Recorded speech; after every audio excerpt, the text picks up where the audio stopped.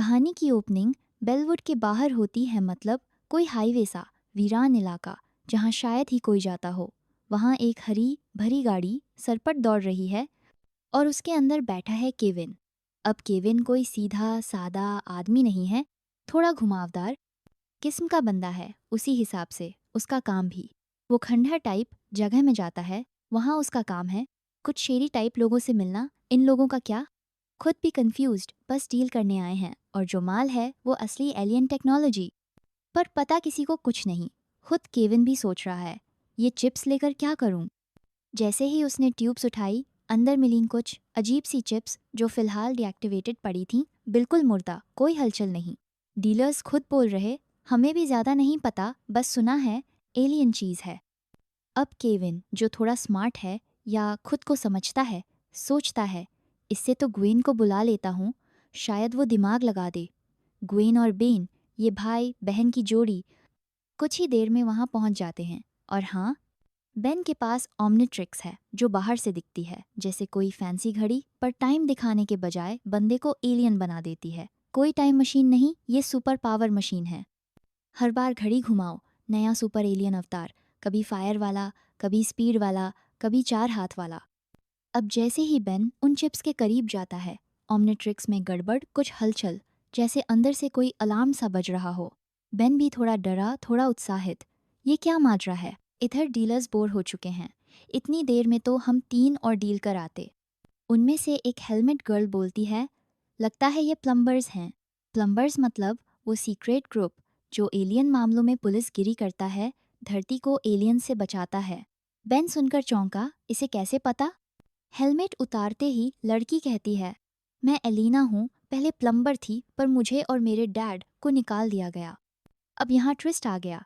Ben के दादाजी max ने तो कुछ और ही कहानी सुनाई थी कि एलिना और उसके डैड खुद ही कहीं चले गए थे, लेकिन एलिना कहती है ऐसी कोई बात नहीं थी, हमें तो निकाल ही दिया गया था। बेन के दिमाग में सवालों का झुंड घूमने लगा, ये लड़की इन बदमाशों के साथ क्या कर रही है।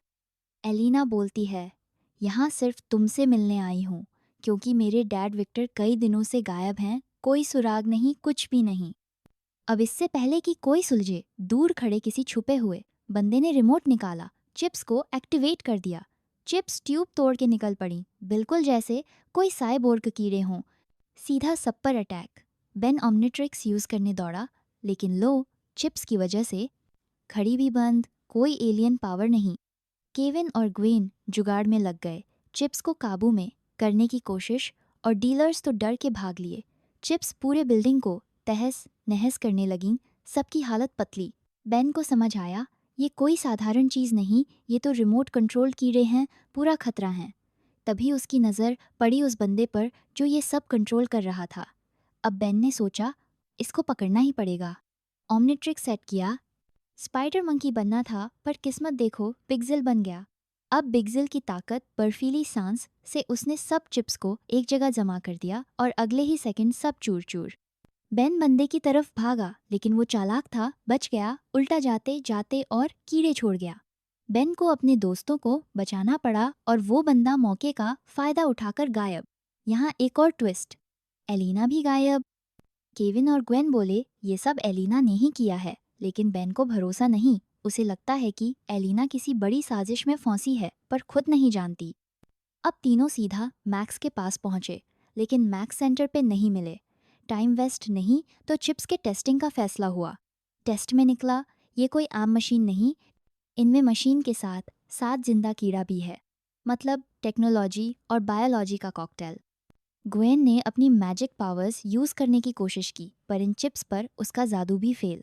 केविन ने कंप्यूटर से एनालिसिस शुरू किया, पर यह काम लंबा चलने वाला था। बेन का आइडिया था, इस टाइम में एलिना को ढूंढते हैं, लेकिन ग्वेन को यह मंजूर नहीं। बहस चालू, बहस चलती रही, काफ़ी गर्मा गर्मी हो गई। तब तक मैक्स लौट आए। मैक्स ने चिप्स देखी, बोले कुछ जाना पहचाना है, पर कहाँ देखा। बेन ने मौके पे सवाल दागा, एलिना और उसके डैड का सच क्या है। लेकिन इससे पहले कि मैक्स जवाब दे पाते, सेंटर में अलार्म बज गया। कोई सेंटर में घुस आया। अलार्म बजते ही सब जैसे रेस में हो, कोई टाइम वेस्ट नहीं, सीधा सिग्नल पकड़कर मैक्स के कमरे में घुस जाते हैं। उधर एलिना पहले से बैठी है, चेहरा ऐसा जैसे अब क्या मुसीबत आ गई। मैक्स की तो परेशानी और बढ़ गई, उसे देखते ही बोल देता है, बाहर निकलो। दादा बड़ा सीधा सपाट है, कोई घुमा फिरा के बात नहीं। लेकिन बेन हमेशा की तरह हीरो बनने को तैयार एलिना का साइड ले लेता है। वो मैक्स को विक्टर की गुमशुदगी के बारे में बताता है और कहता है, मुझे तो लगता है उसी अजीब बंदे ने विक्टर को किडनैप किया है जिसने हम पर पहले हमला किया था। बेन के अंदाज में एकदम यकीन झलकता है, थोड़ा इमोशनल भी हो जाता है वैसे। लेकिन बाकी सब लोग मतलब ग्वेन, केविन सब एलिना पर शक कर रहे हैं। शक की सुई घूम फिर कर उसी पर आकर टिक जाती है, तो डिसाइड करके एलिना को कमरे से बाहर भेज देते हैं। मैक्स चाहता है कि वो अकेले में बेन और ग्वेन से सीरियस बात कर सके क्योंकि मामला थोड़ा सेंसिटिव है। अब मैक्स कंप्यूटर खोलकर विक्टर की फाइल दिखाता है जैसे कोई पुराना गुनाह खोज रहा हो। असल में विक्टर को प्लम्बर से इसलिए निकाल दिया गया था क्योंकि वो एलियन चिप्स चुराते हुए रंगे हाथों पकड़ा गया था। बड़ी फिल्मी सिचुएशन हो गई, सोचो अपना ही आदमी चोरी करता है। ऑन बेन को तो ये सब बकवास लगता है। उसे लगता है कि एलिना का इसमें कोई लेना देना नहीं है। बेन का लॉजिक भी सही लगता है। वो कहता है, अगर एलिना पर भरोसा नहीं करेंगे तो उस बंदे तक आखिर पहुंचेंगे कैसे, वही तो कड़ी है। मैक्स को तो एलिना की बातों पर 1% भी भरोसा नहीं है, बिल्कुल कट्टर स्टाइल में। तो बेन ने सोच लिया, अब मैं अपनी मर्जी से करूंगा।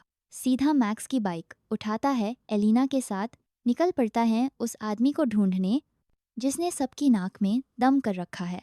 बाइक की स्पीड, दोनों का जोश, फिल्मी सीन चल रहा है। अब कहानी का सीन विक्टर की तरफ। रात के अंधेरे में सुनसान सड़क पर अकेला विक्टर चल रहा है। माहौल ऐसा कि कोई भी हल्की डरावनी फिल्म याद आ जाए। तभी दो बंदे उसे रोक लेते हैं, बड़े ज्ञानपंथी टाइप। बोलते हैं कि रात में ऐसे अकेले घूमना ठीक नहीं। विक्टर तो सीधा जवाब देता है, मैं अकेला नहीं हूँ। और फिर क्या, अपने कोट के नीचे से जैसे ही कीड़ों की आर्मी निकालता है कि दोनों बंदे डर के मारे भाग जाते हैं।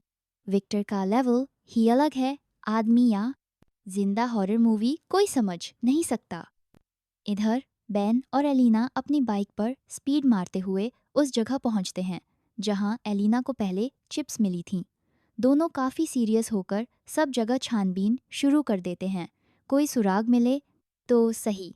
मज़े की बात यह है कि उन्हें ये नहीं पता कि विक्टर तो पहले से ही वहाँ मौजूद है, उनका इंतज़ार कर रहा है। विक्टर बिल्डिंग के बाहर शिप इट नाम की कंपनी के ट्रक में हज़ारों चिप्स लोड करवा रहा है। आसपास इतनी हलचल है लेकिन बेन और एलिना को कोई आइडिया ही नहीं चलता। ये तो वही वाली बात हो गई, आंखों के सामने हाथी पर दिखता नहीं। अब दोनों विक्टर की लैब में घुस जाते हैं, सब जगह छानबीन चालू। उन्हें वहाँ कई डॉक्यूमेंट्स मिलते हैं, शिपिंग डिलीवरी फॉर्म से लेकर पैकेजिंग लिस्ट तक। दोनों जासूसी मोड ऑन कर देते हैं। तभी कुछ अजनबी लोग आ जाते हैं, कहते हैं, हम तुम्हारी मदद करना चाहते हैं। लेकिन बेन की नज़र उनकी आंखों पर पड़ती है, कुछ तो गड़बड़ है। बेन फौरन समझ जाता है, इनके अंदर एलियन चिप्स घूम रही हैं, ये सब काबू में हैं। अब माहौल और भी टेंस हो जाता है।